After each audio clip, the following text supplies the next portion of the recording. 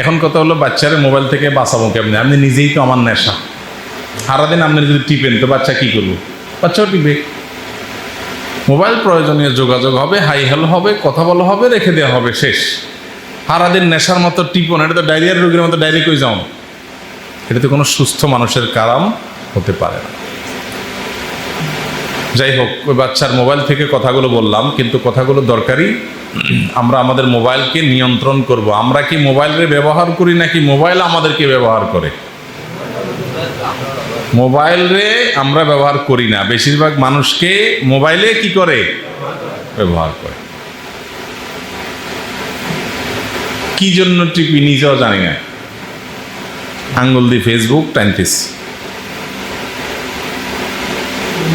কি আতেতে আছে, কি টোগা ফেসবুকে এরকম করে যে টোগান, কি টোগান বুঝুন না কথা কন না, যারা টোগান ব্যাকে তো আসামি তো ব্যাকে, কি টোগান?